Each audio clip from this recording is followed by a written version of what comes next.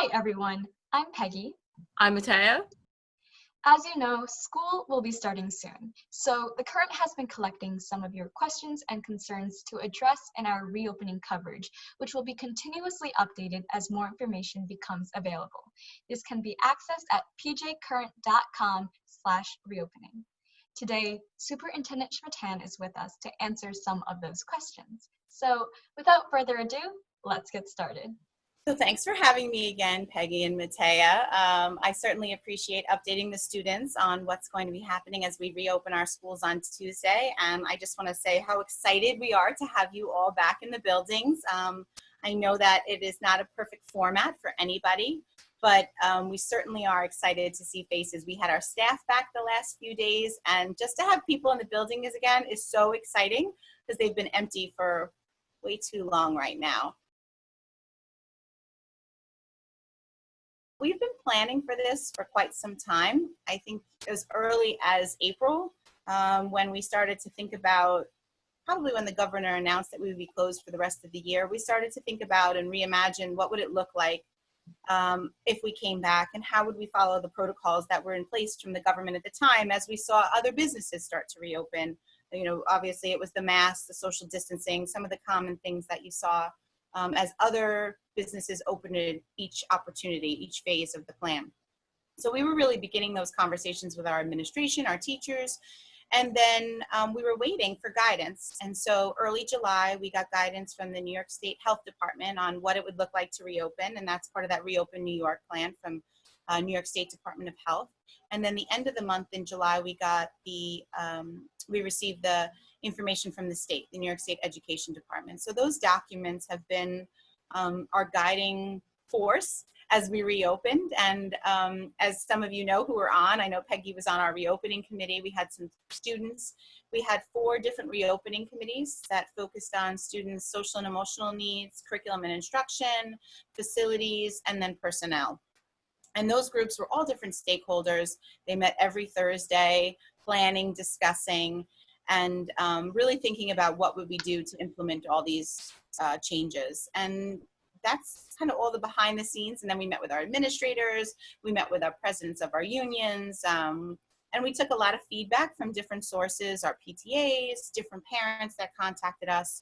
We took a few surveys, and I think all of that led up to the final submission of that document of our reopening plan, and then our continuous improvement of that right up till even as of yesterday. We were making some tweaks based on some some teacher feedback. So I think that's been all the background planning as we get here, and I certainly am happy to be at this point. I feel like we reached a milestone to have reopening right here around the corner so quickly. With reopening committees, I know they're continuing past the summer into the school year as we're all adjusting and testing out this new plan. Can you expand more on like the role of the reopening committees now that school is actually beginning? So I think that they're really a strong place to provide feedback, whether it be our parents, our teachers, our students. They're the ones that are experiencing the plan as it unfolds. A plan is only as good as its execution, right? So sometimes on paper, something seems as if it'll work. And then once real students come in and implement the plan, things have to be changed. And so our goal with the reopening committees is to say, here are all the things that we kept in place and put in place together as a reopening committee prior to opening. Now that we've opened, this is what we're feeling as administration and what we think needs to change.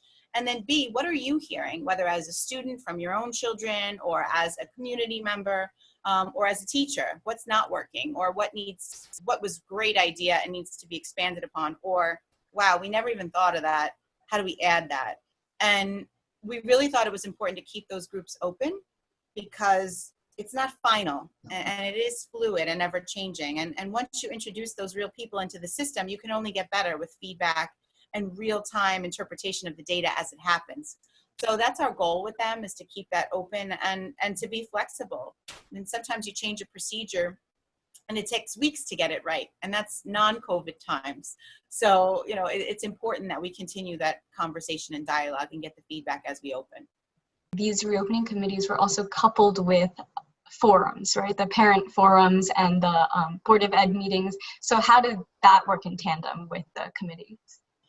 So the Board of Ed meetings, we wanted to make sure too that there were public options, public opportunities rather, to engage the public in the discussion, that we weren't just having the conversations with the reopening committee or with the administrators, you know, that there was a public venue for people to express their concerns, get their answers to their questions. And so the board meeting is always that opportunity. So we did our regular board meetings, and it's also an opportunity for the board to ask their questions of the administration as well, and things they're hearing in the community and from their stakeholders. But then the reopening parent forums, we tried to focus on each level, elementary, middle, and high school. So we did 3 parent forums that way, and had that particular administration on through the meeting, so that if it was an elementary question, Mr. Meehan or Ms. Laverty could answer it, or vice versa if it was a high school or middle school question. And I think that really helped us also see some of the hot spots, you know, things that were still confusing people, or concerns people were still having. So as you know, Peggy, we were having a lot of dialogue about those purple and gray cohorts on multiple days at the curriculum and instruction. And we heard that loud and clear through our forums, that people were still, you know, wanting to know what that day looked like and wanting more live interaction. So we really focused that committee on that. And then that led us to our most recent development in the reopening plan, with that section of the plan about what it would look like on those hybrid days. So even throughout the process, the forums, the board meetings, I think it allowed us to really refine and help hear what the community wanted to hear. Now, sometimes they didn't always like our answers. You know, sometimes it wasn't really, it was more of expressing frustration, which I understand, because this is not ideal for anyone. And we couldn't make the change that perhaps somebody was suggesting, but we knew that it was a concern. So we knew we had to do a better job of either explaining it or explaining how we got there. And so I think that really did help us with those public gatherings. You mentioned surveys before, so that was probably another facet of this whole plan. How did you incorporate surveys and this data analysis into developing these plans? So, you know, we were trying to be very brief. We were thinking brevity would be the best way to do our surveys. And initially, they were more of us trying to get a sense of how the community felt about coming back. What was their feeling about a hybrid? What would the day schedule be? You know, I think we asked a question early on about, would it AA, BB, or, you know, something like that, if it was an alternate day or 2 days in a row.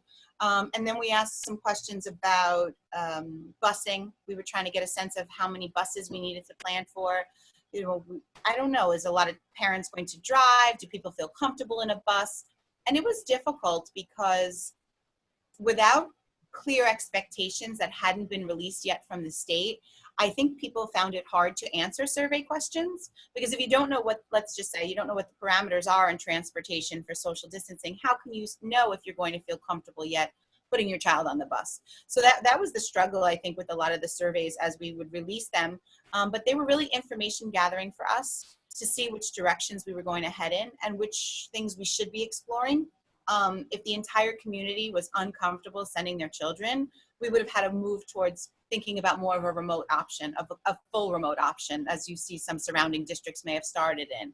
And so I think that that's where it decided us where we were going to head, you know, which options were off the table. And what was interesting is the community, much like the rest of the United States, is very divided in their opinions about this virus. And we really got a lot of 50-50 or 33% results in a lot of the questions. So a very interesting way to see how divided people are on the virus right now, especially at this point in time. What's pretty unique about Port Jeff is that we actually adopted all 3 different models. So we are, you know, at the elementary level, the full, and then at the middle and high school level, the remote/hybrid. So what was it like trying to, I guess, all these moving parts with all these different models, handle all of that at once, as opposed to committing to just one? Because like you said, there are a ton of 50-50 results or 33% results. So I assume that you guys decided to do all 3 as a result of that. Yes. And so we knew that as we were planning, one of the biggest things we heard from the community and the reopening was the worry about our little ones, you know, our elementary age students, and them being home unsupervised for long amounts of time, whether it be on a hybrid or a remote. and the concerns from a lot of families about that. So originally we were talking about, okay, well, if we did a hybrid, we'll split it by the alphabet and your older siblings would be able to be there. And then the more we talked to people, it was more of parents saying, well, what if they don't have an older sibling? And what if this? And so we said, okay, how much would it cost us to get the elementary in full time? What would we have to split the class sections to? And do we have enough rooms available to split those class sections into it? So we started planning, well, if we did that at the elementary, could we keep the hybrid at the high school? Or could we bring in, again, trying to adopt one model, could we bring in everybody full in person? And so the size of the high school classrooms, along with the amount of teachers that we would have had to hire to split all those sections, was not feasible. But it was feasible for the elementary school. It wasn't as much money as what we originally had thought at the elementary school. So it made sense. We are in the business of serving the community. So it made sense to bring in the elementary students and to work with a hybrid. But then we had this big groundswell of people who wanted only remote. And so we really had to go back to the drawing board and say, how do we offer remote at the same time that we're offering hybrid, especially at the secondary model and at the elementary school? So there was a lot of that hearing from the community and then making adjustments. So we didn't want to make it too much a la carte, but we wanted to serve as much of our population as we could with a pleasant outcome. Although I know it's not perfect, at least we were able to offer multiple opportunities for parents to have some choice in the matter, rather than just giving them a one-size-fits-all approach. And I do think that that's what Port Jeff is known for, the personalization, the way we work with the community and really give students the schedules they want and the multiple opportunities. So it was no different than what we've done in the past in terms of really trying to work with the community and see what we could offer that was in our range of financial possibilities. I am holding on hope right now that we can shift back to an in-person model. I have seen such a positive outlook for New York within the last few weeks. When you're looking at the numbers, I know people are worried about a little bit what's happening with the colleges upstate and things like that, which is concerning, of course.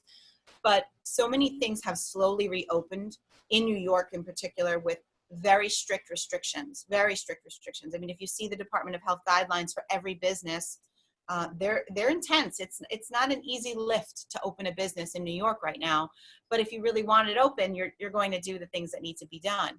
And so those restrictions, although people feel are daunting and restrictive, they're helping us keep the virus down right now and keeping the infection rate so low. So I remain very hopeful that we will return in person. Over the summer, several neighboring districts and Eastern Suffolk BOCES ran in-person summer schools for their special ed populations. And we did not see a closure the entire summer, which is amazing. So really thinking that the mitigation that we have in place works, the masks, the social distancing, the hand hygiene, the respiratory hygiene, the protocols for entering. And if we keep that up and maintain that, I really think that we'll continue to stay in that positive direction. And hopefully some restrictions will lift and we can bring all our students back. That's our goal. We want all our students back. We want our seniors to be together. We want our juniors, we want everybody to be together. There's something about being in a school together versus what we're doing right now. I felt it the last few days as I saw people in the buildings, teachers. I felt so energized just seeing them in their classrooms and talking to them again, seeing their whole body and their face, and even behind a mask you can tell that someone's smiling. So it's a really great interaction, and I think that we need to strive for that and know that we can change and come back, and that is our goal, absolutely, to bring our middle school, high school students back full time. If you don't feel well, stay home. You know, and even if it's something where you suspect it might be something else, I would really encourage people to stay home when you're sick, because you just don't know, and we don't know yet, given what's happened, if it could be a danger to others. So really, in the past, you might have said, oh, I'll take, I have a low-grade fever, I'll take some ibuprofen and I'll go to school, I'll be fine.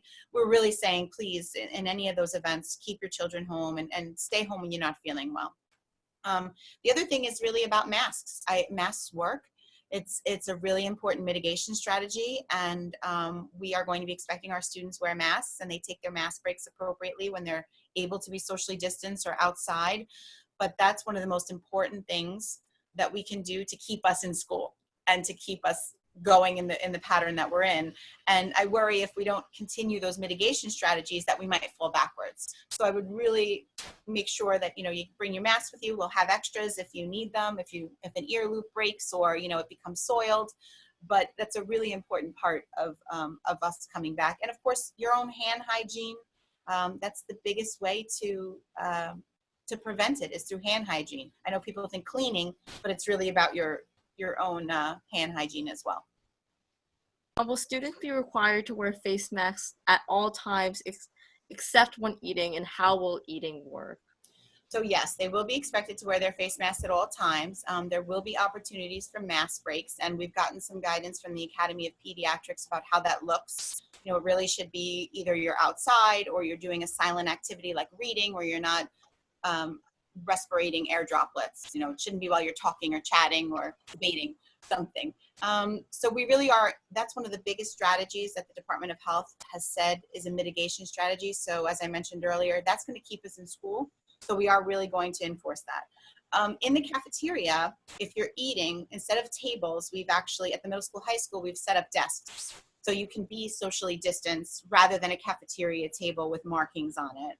And you're able to take down your mask, obviously. On nice days, we'll have the patio open at the high school so you can eat outside if that's appropriate.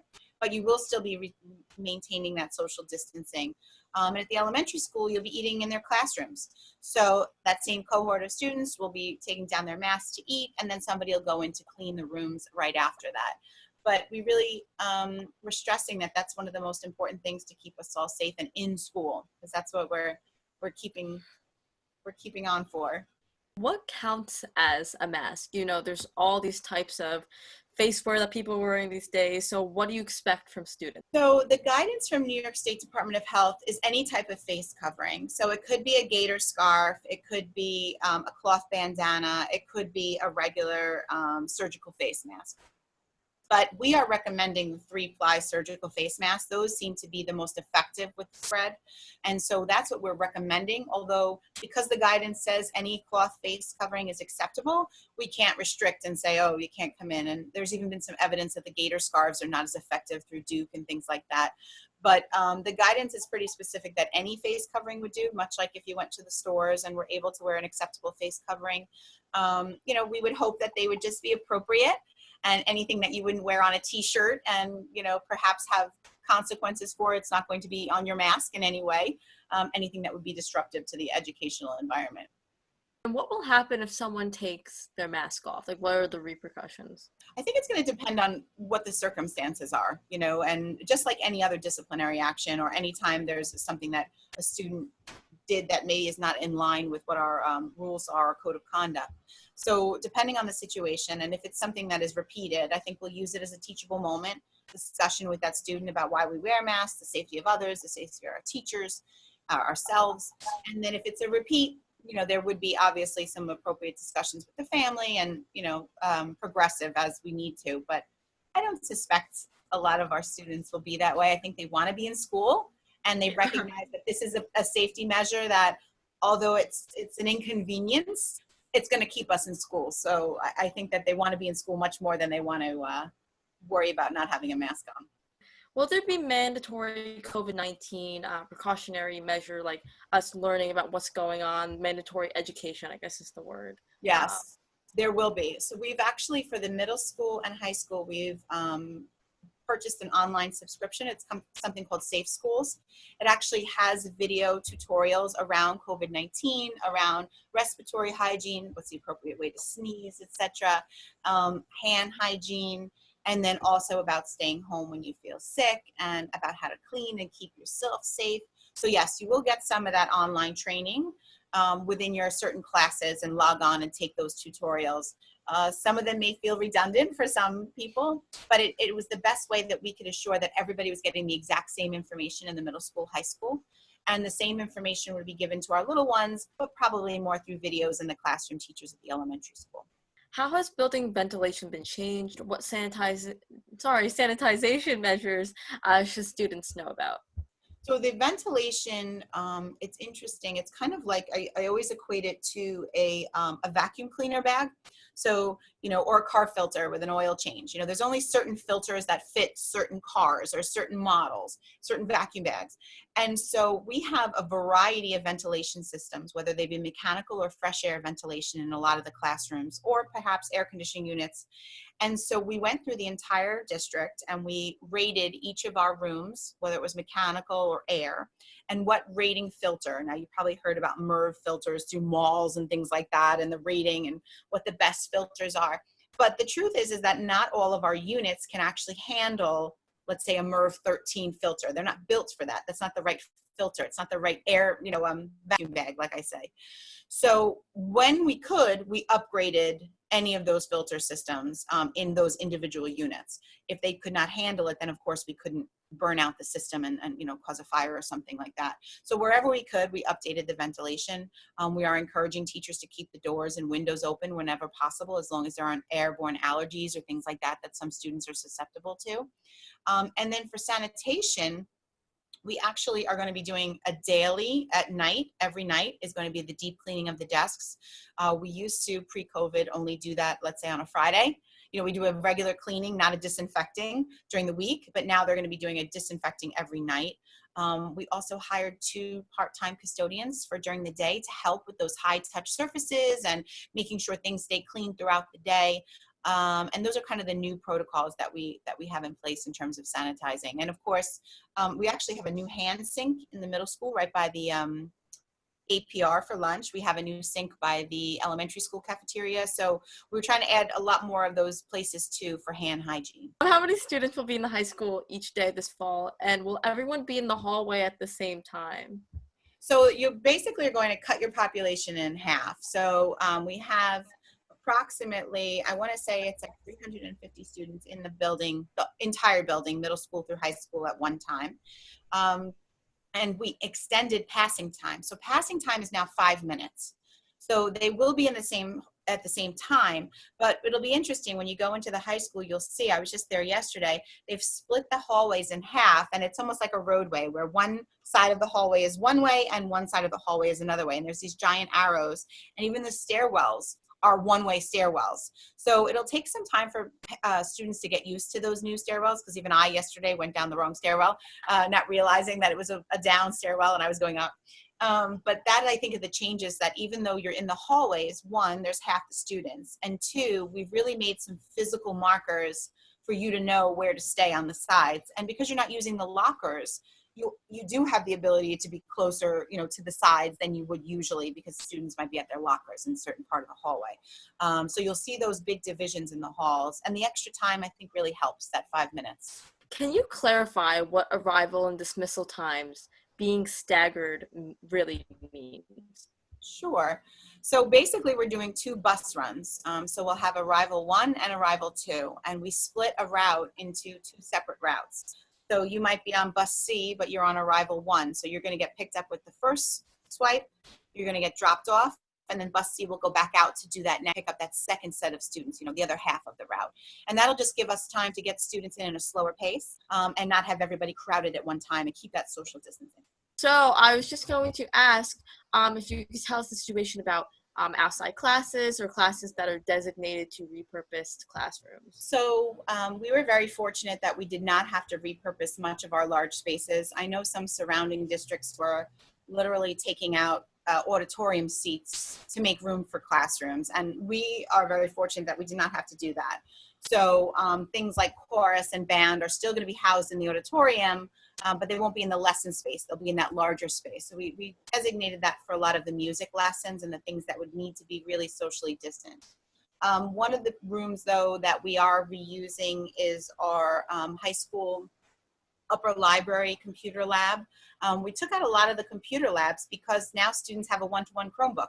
So we don't necessarily need that stationary lab the way we did in the past, where students would have to have a class there. So, but let's say the Mac lab where broadcasting is, that's getting some new furniture, but that's going to stay a Mac lab because that's very specific to the work broadcasting and music production do in that room. So we were fortunate in the sense we didn't have to repurpose many rooms. But we did change the way the rooms look. And we talked about that a little bit earlier, that the desks are very separated. They're socially distanced. You'll notice there's a lot of markings on the floors with painter's tape or purple tape, either a line where the desk should be at the front of the desk, or an X where the chair should be at. If it's a science table, you know, only one chair right here. And so that was the repurposing we did. And in the APR at the middle school, there's also a lot of social distancing markers for the cafeteria, you know, where kids can sit. Library will have the same kind of markers in it. So it wasn't necessarily, we weren't in the position where we had to change these large spaces, but we are encouraging our teachers to go outside when they can, you know, as the weather permitting. We do have some pop-up tents that will provide some shade if it's a, you know, a hot, sunny day. And the same thing with our PE classes, our band classes, really encouraging them to use the fields to spread out, a socially distance, and have those classes in the open areas. Let's hope we have a beautiful Indian summer, as some people call it, you know, that's summer going on forever. And that we can keep kids outside as much as possible, because I really think that will help. And also give them that physical break. We know the benefits of being outside. So not only is it for the virus, but I think it's a helpful stress relief as well when you get to have class outside. What if someone goes to the hybrid model and gets COVID? What are the parameters for that? So if it's a student or a teacher, we are obligated to discuss those things with the Department of Health, obviously in a HIPAA compliant way, so that your medical privacy is kept. So we would have to contact the Suffolk Department of Health, report the case as a positive case. Most likely we would go to a remote option for the day until we kind of figured out what the circumstances were. You know, was the person symptomatic when they were in school? When did they first exhibit the symptoms? Where in the building were they? Were they socially distanced? You know, that's all the contact tracing that Suffolk Department of Health does, regardless of whether it's a school, you know, a nursing home, or a restaurant. You know, even a pool you saw in Suffolk, you know, closed recently. So we would have to work with them in terms of the contact tracing. And like I said, most likely we would go to a remote model as we figured it out.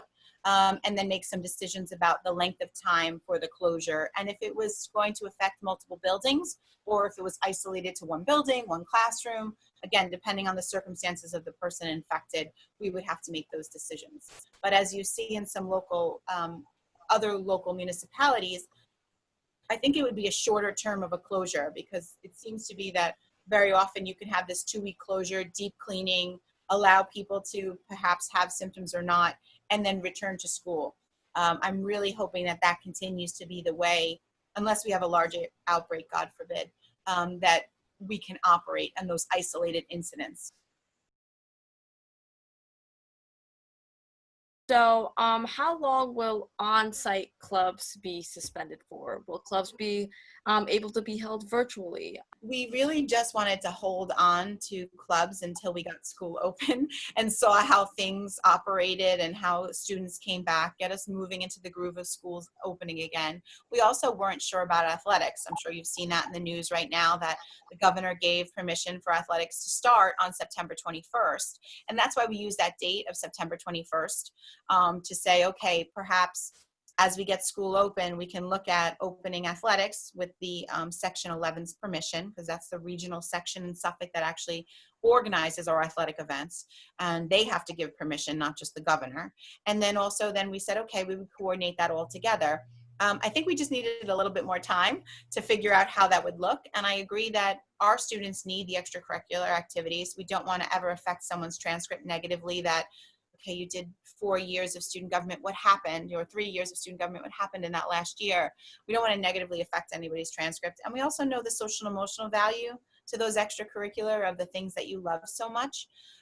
So there are things that we'll be able to run virtually and have virtual meetings. Like I just mentioned, student government, that would be a nice, easy one. You could do your meetings through Google Meet.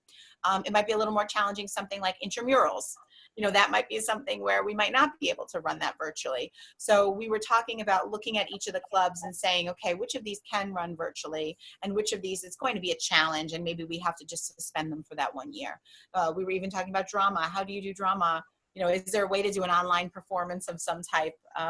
But we'll see as we move forward. I mean, I think the Masked and a few other online groups really did a nice job of finding alternate ways to present and be together. So I do think it's possible.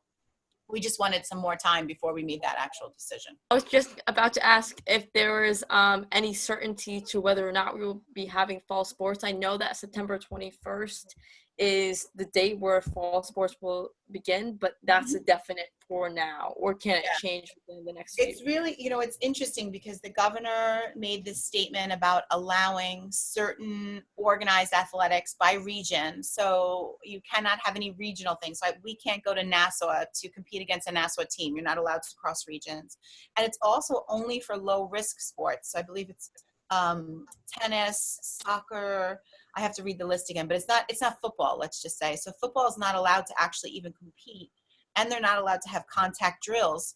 They're only allowed to have skills drills beginning September 21st. So it was these low risk sports that were allowed to start with limited contact. And so regionally, each of the sections that organize athletics regionally, and ours is Section 11 for Suffolk, and I'm sure you saw in the news what happened in the Nassau section, they have to decide, because they put the schedules together. So they have to decide, what does this look like? How are we going to compete? And so they're, I believe, meeting either, I think tomorrow or next week to kind of decide what it's going to look like in Suffolk and if we're going to proceed. Nassau was very quick to make that decision that they weren't going to do it. And as you can see, they got a lot of backlash from Nassau residents and students who really do want to play those sports. So once we hear from Section 11, we'll have a better understanding, but it's not everything. It's only those low risk sports that are potentially not as much physical contact with others. Students who are going full remote, can they still partake in athletics? Absolutely. So any students who are in a remote or a hybrid still have full access to extracurricular or athletics. If a friend is struggling, or one of the students in general, where can they go with this new COVID situation? Like, where's the support they can look for? We did hire a brand new psychologist for our middle school that's just completely devoted to our middle school. That was a big change that the board really wanted to implement. As you know, right now, our middle school, high school was sharing a psychologist and a social worker between the two buildings. So through the reopening committees, that was some of the funding that we put aside to make sure we had a psychologist fully to support the middle school students. So we've added that staff member, and they are the staff members that should be reached out to. But of course, as we've talked about for many years, any of the trusted adults in the building, whether it's just the teacher that you connect to or a friend who can help you and then possibly report it if necessary, depending on the need. And we still have that whole list of support resources that's on the website in our reopening guidance of mental health support, suicide crisis prevention, all those things. So it'll be wonderful because most of you will be back, at least on a part-time basis, and there'll be more opportunities for you to grab that trusted adult where during the closure you didn't see them face to face. So we hope that those casual interactions will provide more of opportunities to get the help you need if you are struggling. How do check-ins work? Like, what's that support like? The Social and Emotional Committee, part of the reopening guidance from the state, talks about periodic questionnaires to students to get a sense of how they're dealing with the pandemic and then adjusting back to school life, the anxiety and whatever they may be experiencing. So they were discussing a Google form that students would fill out. But I think the question, if I read it correctly, was really about, that privacy and who was going to be reading it and things like that. So that information is really only going to that school psychologist and social worker. They're going to be the ones, looking through what's a red flag where a student really does need support, or more importantly for all of us, what's the data coming out as a whole? Or is there a large portion of students that were really dealing with that social isolation, and how do we reconnect them to their friends that they've been missing for so long? Or did a large portion of them experience loss, whether it be a personal loss, a financial loss? Well, then we need to target some education around dealing with grief and the the stages of grief and how you recover and be resilient from that. So that information is really not just student specific, as if you're giving up private personal things. It's really to find the themes that the larger student body needs to be addressed with. Will students be able to talk to each other if it's not 6 feet apart, or is all student interactions have to be social distance? But there's a big component of this that it's about, you want to encourage social distancing as much as possible, but we understand there's going to be natural situations where you're going to be closer for whatever reason, like you mentioned earlier, the hallways. And we're continuing to enforce that mask and also the amount of time that you're engaging in that, behavior. You shouldn't be so close to somebody unmasked and talking forever. You can be in a cafeteria or beside someone quickly to say hello and have an interaction, keep your mask on, or if it's unmasked, it's a brief interaction. Much like that common sense that you would use, in a store, or any of those things when you're engaging with your friends, is we want you to have that same interaction. But we recognize it's not going to be perfect. Nothing is ever going to be 100%. But as much as we can enforce that social distancing, as much as we can enforce the masks all the time, we know it'll keep us in school. And what Port Jeff traditions will be most heavily impacted with COVID? So it's unfortunate, but I think our homecoming tradition this year is going to be heavily impacted. Between the parade and the floats and even the new homecoming tradition that was such a wonderful success last year with the village over at Caroline Field, I think is going to be impacted tremendously this year. One, we're not even really sure if we are going to have football competitions at this point. But then also that large gathering, we're not allowed to have the large gathering or the parade through the village the way that we were. So that I think is going to be a big tradition that is definitely going to be impacted right now. And I think the hardest one, I know it's not necessarily a tradition, but we have a very open community. Parents come up to the building quite often. We have guest speakers. We encourage volunteerism, and we've had the therapy dog in, and we've had, parents at the elementary school come in for birthdays and mystery readers and speak about their careers. And, even some of our classrooms have speakers all the time. And I think that's really going to be impacted by this because we are really strictly prohibiting visitors.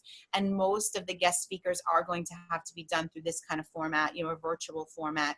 So that's part of what makes Port Jeff so close-knit and a community feel, that we engage the community so much in our buildings. And although it's not a tradition, I think that that's going to impact a big part of our lives that we will miss, not having those things. And I mean, we have the fire trucks in for fire safety, and we have all these guest speakers, and it's going to be tough not to have those things this year. But I'm really holding on to it. It'll be a 1-year suspension, not a permanent deletion. Usually we do have the graduates who come back around the holidays, and they do the freshman panel where they're freshmen in college, and they talk to the seniors about all the things they wish they would have known as a senior going into freshman year. We already started to talk about how to do that virtually because of the strict prohibiting of visitors and things like that, and the screening procedures that we have to be really consistent with. I really do want to say how excited we are to have you all back. I am very hopeful that we will be in for the entire year and that we can have some sense of normalcy back to our lives. It does sound like we're in a very positive place in New York, so we have to keep our mitigation strategies up, following those rules, and I really think we can stay in school. So I think we have the opportunity to have a wonderful year as long as we keep our minds open to that.